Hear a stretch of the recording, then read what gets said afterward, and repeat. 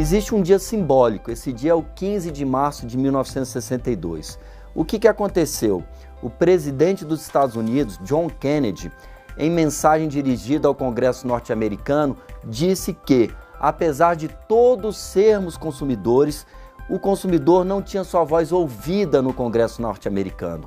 E mais do que isso, ele disse que o consumidor tinha alguns direitos básicos. Ele deveria ser ouvido, como já destacado, ele deveria ser informado adequadamente sobre os produtos e serviços, para que pudesse exercer um outro direito, o direito de escolha.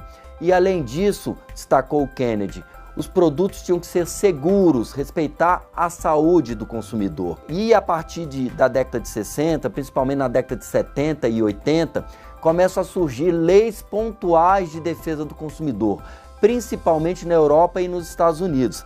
Eram leis que destacavam alguma vulnerabilidade, fragilidade do consumidor em relação a um assunto específico. Por exemplo, publicidade. Havia necessidade de proteger o consumidor em relação às publicidades, se editava uma norma. Outro exemplo, serviço de proteção ao crédito.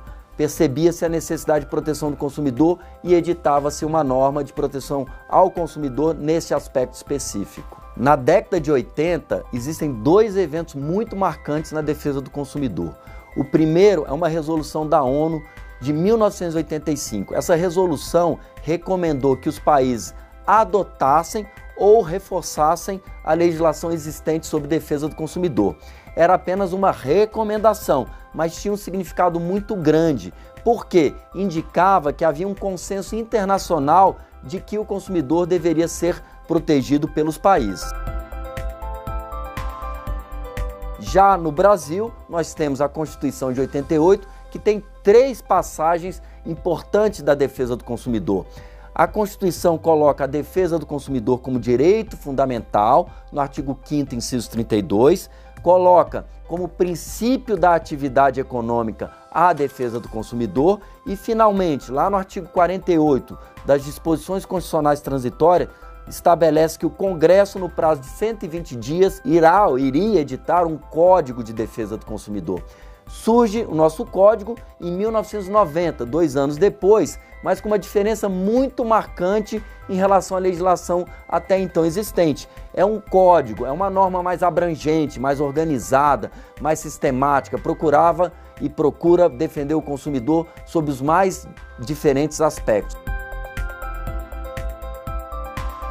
E além disso, teve uma preocupação em estruturar um Sistema Nacional de Defesa do Consumidor.